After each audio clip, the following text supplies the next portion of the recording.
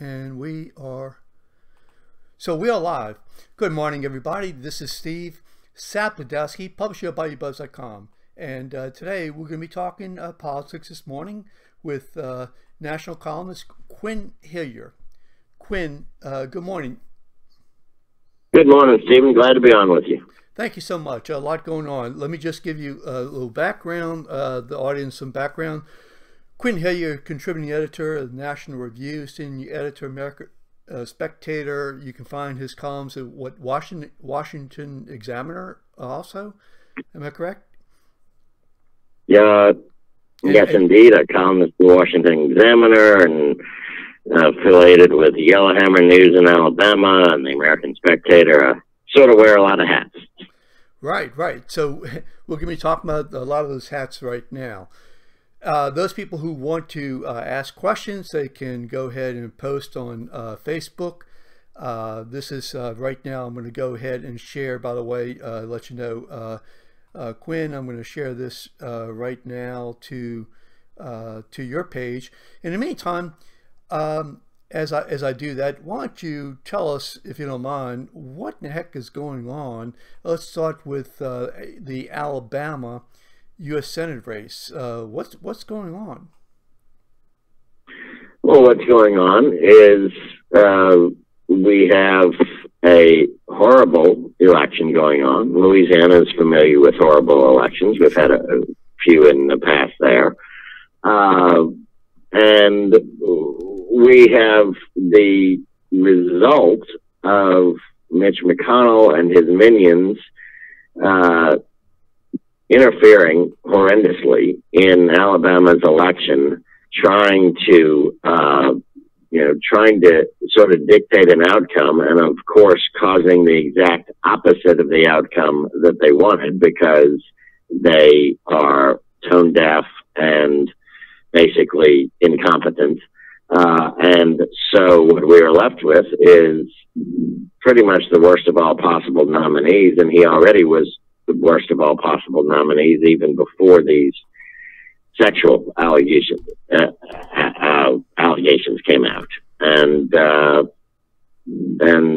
so now we've got a guy who has been at least credibly accused of being a child sex abuser as the nominee of the Republican Party, and his opponent, while apparently a pretty decent man in person, is also just about as far left as you can possibly be, much more like a northern Democrat than like an Alabama traditional Democrat. And so a lot of people in Alabama are really stuck.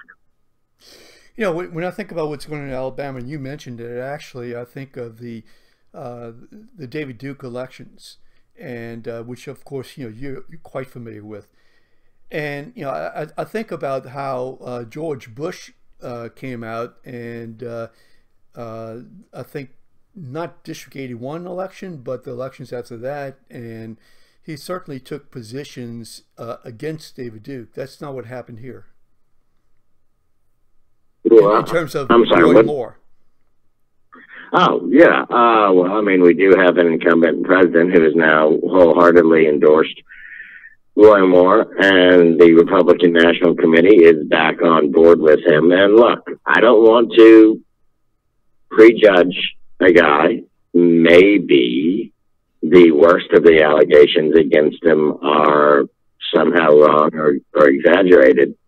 But if a guy has been credibly, it doesn't mean it's the truth, but it means it is highly believable. If somebody has been credibly accused of some sort of sexual abuse against a child, then that person should never be endorsed by the President of the United States or by the National Party Committee unless and until it is clear that the accusations are wrong. I'm not saying any accusation should carry weight, but if it's credible, and these are, then it is the height of irresponsibility for this president and that national committee to come in and endorse him and to send their donors money to him. And I am disgusted.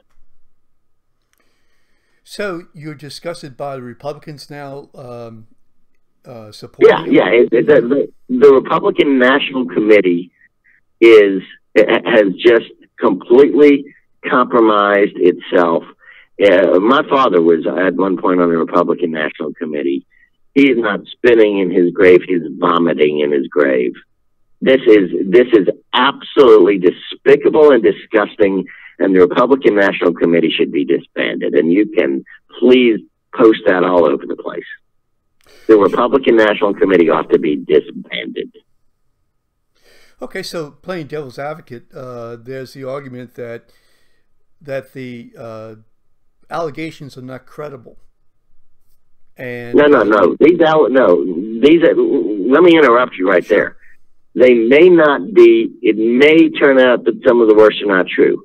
It is impossible to say with a straight face that they are not at least quite credible.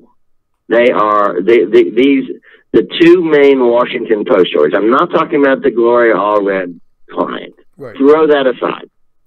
The two main Washington Post stories, actually three main Washington Post stories now, are among the best sourced, most tightly reported stories of this sort I have ever seen in my entire life. Really? They have multiple, they have more than 30 sources. They have something like 15 named sources. They have court documents. They have all sorts of things that make these stories believable, credible by any objective standpoint. If this were before a jury trial, the jury would say these are serious and they're definitely worthy of very close analysis, because on the surface, and even the first and second look below the surface, they look as real as any testimony will get. I'm not saying that they're true. I'm not saying that we know they're true. Yeah. I'm saying by all objective standards, they are credible. What is the most compelling piece of, say, evidence in, let's say, the very first story that you would say, yeah, this makes it credible? Well, it depends on which of the allegations you're talking about. The single most credible, the single most credible part of it all, in fact, it is now not just credible, but almost irrefutable, is that Roy Moore had a thing at least for older teens. There is no way with a straight face now to say that Roy Moore was not attracted to, did not try to date, did not try to, hang out with, put the moves on older teenagers. And he did it repeatedly, and he basically admitted as much to Sean Hannity. And so you have the predicate right there that he at least was interested in girls of about that age, because you have so many different people saying that he was known to hang out at the malls. You have so many people whose stories at the mall completely support each other. You have mothers saying, in fact, several mothers saying that, yes, he either took out my daughter or he asked permission to take out my daughter, including a mother who said he specifically asked when my daughter was 16 years old. And I said, she's 16. Don't you think that's robbing the cradle? No, she can't go out with you. So, so either you have dozens and dozens of people lying, or else he at least had those proclivities. Now, set that aside. Does that mean that he did exactly with the 14-year-old what was alleged? That is not proven. And if it is, it would be disqualifying. But there are parts of the story with the 14-year-old that don't quite match his MO, his usual way of acting. But the 14-year-old story also has a lot of backup as well, contemporaneous friends that she told, et cetera, et cetera. Including her mother. So, including her mother. So, set aside the 14-year-old, which is credible. You asked what is the most credible. It's not just credible, but irrefutable that he hung out at the malls and at other places and asked out older teenagers for dates. Okay, so there's also the argument that, look, it doesn't make any difference. I mean, the bottom line is that we can't have a liberal Democrat. And, you know, I don't really care what the allegations are. We cannot have a liberal Democrat. And I think that's what Donald Trump's position is. And in a lot of Roy Moore supporters' positions. Am I correct? Yeah, but I want to know how many people making that argument were willing to make the same argument in reverse for Bill Clinton. Almost every single one of the prominent people, not counting Trump, because Trump wasn't even a Republican at the time, but almost every one of the other, you know, these prominent moral, religious leaders, whatever, they were saying that what Bill Clinton did with a 23-year-old, by the way, not with a 14-year-old, but what Bill Clinton did was absolutely disqualifying in and of itself for anybody holding public office, much less the president of the United States. And they said that moral abomination, they called it, meant that he should never be anywhere in office.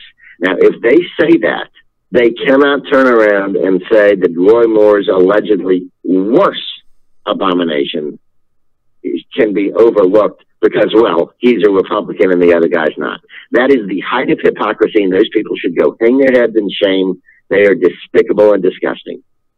I'm on fire here. I'm just furious, and I'm not even sure that I believe the whole story of the 14-year-old. I'm just saying that if the allegations are credible, then people should be staying away from the people in high authority. Should be staying away while these stories are still being vetted. They should not jump in and support somebody who is credibly accused of these things unless and until we know that, that these allegations are bunk. I'm just wondering whether or not Trump's decision is being colored, one, by what happened over the last couple of weeks in terms of the tax reform bill, but also in terms of what's happened with the Russian probe. I mean, just last week, of course, Friday, you had the situation with Michael Flynn. I mean, that's getting really inside of the tent. And then you have at least claims, I think credible claims, about Robert Mueller actually going after his bank records, at least in terms of Deutsche Bank or people associated with him. So therefore, it's going to come down to a political issue in terms of his future career as president, I believe. And I'm just wondering whether or not he's saying, we need everybody we can get. I'm sure that's what he's saying. But then again, you got to also remember, Donald Trump doesn't actually think that what Roy Moore has been accused of doing is disqualifying, because Donald Trump bragged about doing much the same thing. Donald Trump, in his own words, bragged about walking into the teenage Miss America pageant when they were dressing so he could ogle them when they were in states of undress. These are underage girls. He bragged about forcibly, kissing women and grabbing them by the privates. And he has something like, I think it's 17 different women say that he actually did things like that to him. Now, Donald Trump clearly doesn't think there's anything wrong with what Judge Moore did, even apart from Trump needing his vote. So, Trump at least is not being a hypocrite. He's just being Trump. Well, he's being a hypocrite from the stand, and let me just tell you how I feel about it. He's being hypocrite from the standpoint that he brought out Broderick, and that was just based upon the reputation of Clinton, the prior events, and also the fact that Broderick had told people contemporaneous with the allegation. I mean, that's pretty much what happened with some of the ladies, and particularly the first lady in Alabama. That she told. No, I didn't realize. I didn't realize that Trump had brought up the Broderick thing. If he did, that makes him a hypocrite on top of being. Yeah, I'm talking during the election. During election when. Oh, okay, yeah. Yeah. Oh, good point. Yeah, you know, so from that, and one other point on this issue, and that is that what really gets into my craw, I must tell you, is that, you know, Trump says, well, I asked him, or, he says he didn't do it. He says he didn't do it. You know, that's what Trump said about Roy Moore twice. I mean, that's like, his saying that Putin said that he didn't do it. He didn't do it. So, I mean, are we to accept the President of the United States to not go, further than skin deep, to find out, to scrutinize whether or not people have done things that are dangerous to us because they said they didn't do it? Look, the depth of Donald Trump's thought is not very impressive on a lot of subjects. He emotes. He goes with whatever his immediate gut instinct is. And, this is just one of many, many instances where he doesn't even try to think anything through.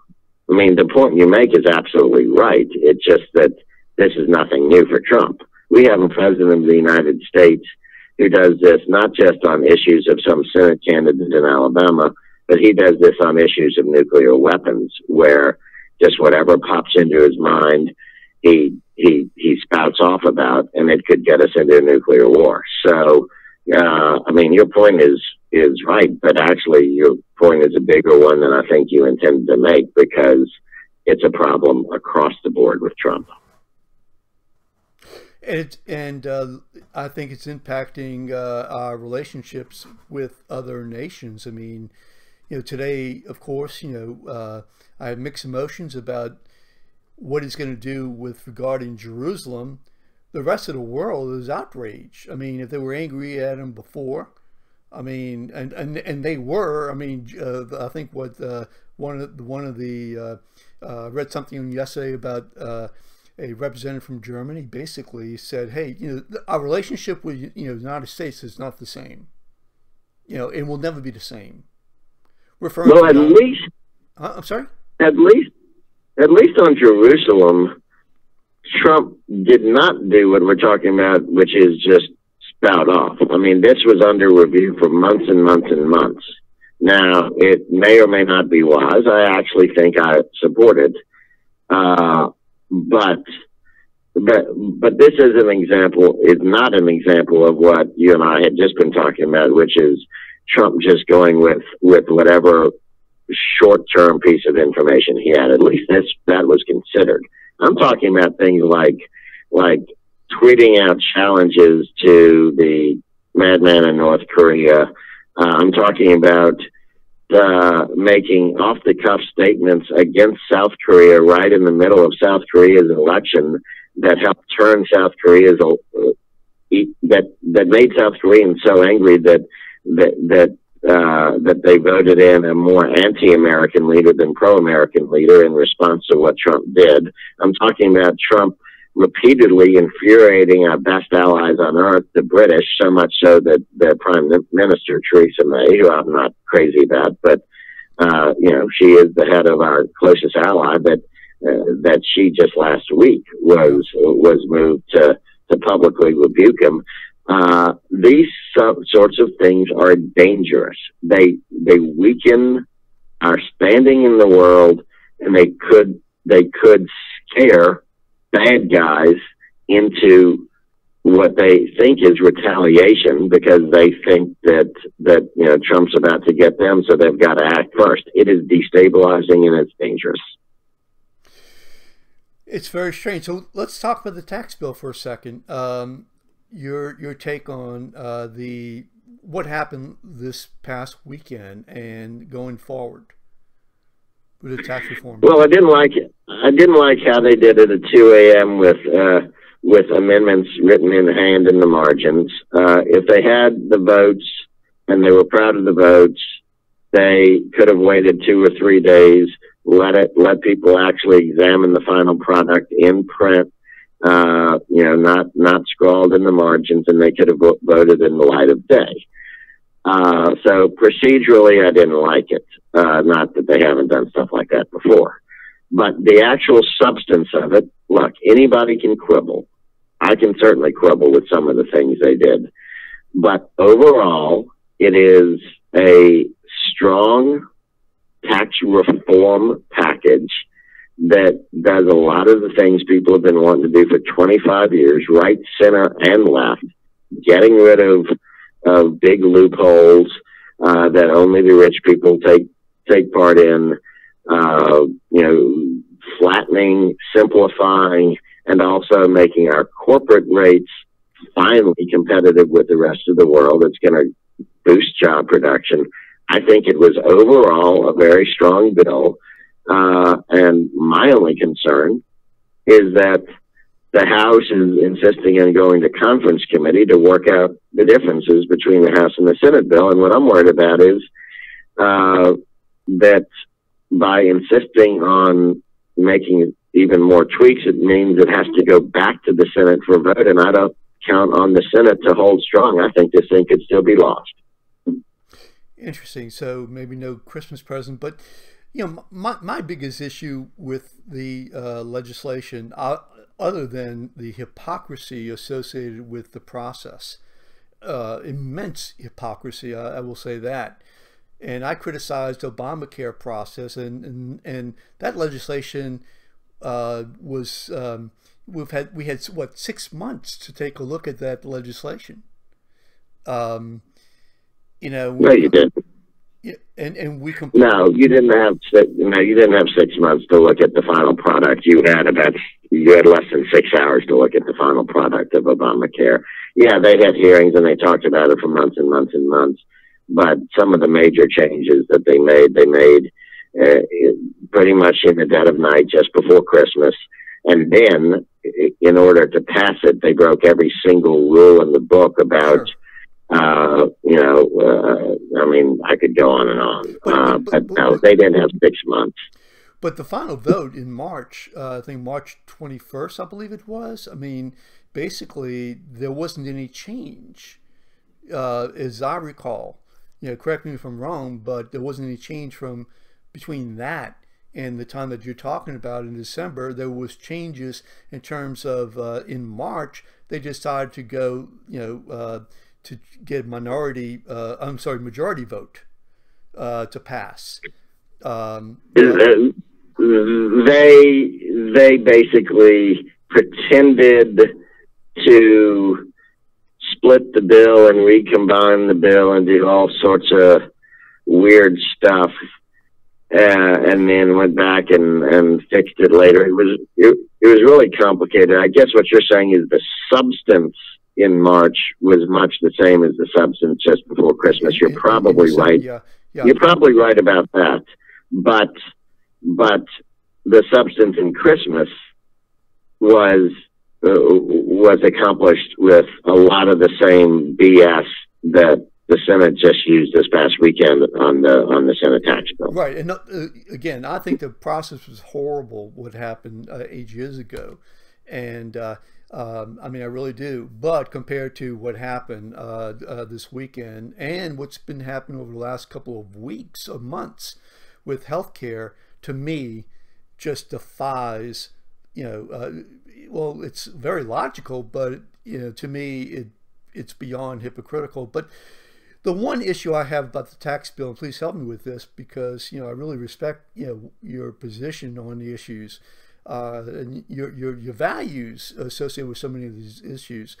You know, I mean, Donald Trump said that this is going to be a middle class tax break, and that he said that his friends are going to really get angry with him, and that he wasn't going to benefit, etc. But it's pretty clear. It's pretty clear, maybe justified, to give tax breaks to the ultra wealthy, but it's pretty clear that they've gotten these benefits. Am I wrong? Is it not clear? Benefits?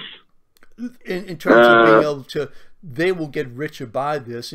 In terms of number one, they'll be able to, they will be able to not pay taxes on inheritance.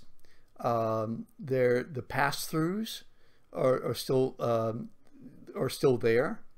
So that's, well, of course they are. The 95% of something like 90% of American businesses are pass-through businesses. If they're going to cut the rate for full C major corporations, they have to cut it for pass-throughs as well, or else the pass-throughs would be at a horrendous disadvantage. The small businesses would be at a horrendous disadvantage against the big corporations.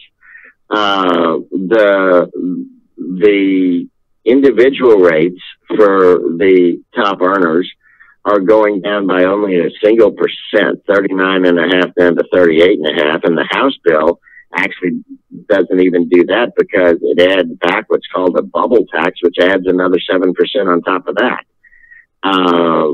So in the House bill, the rich actually get worse treatment. Now, I think that provision is going to be thrown out in conference. But you got to remember how many tax breaks are being gotten rid of in this bill. Those are tax breaks mostly taken advantage of by the wealthy. So they're losing a heck of a lot. Top rates are down. Okay.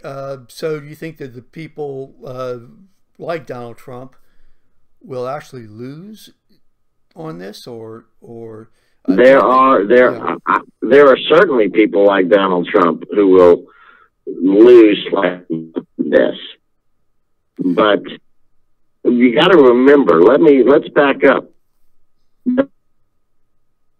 Giving anybody anything. This is about the government deciding how much more or less to take from what people have already earned.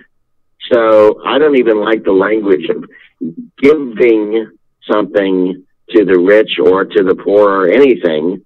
It's not, if you're lowering a tax rate, that just means you're confiscating less from the people's money in the first place, the individual's money, not the state's. True, but we do have to, deal with national defense, and we have to deal with, Donald Trump says he doesn't want dead people on the street, in terms of health care. And we do have obligations, whether it's, our money or not. We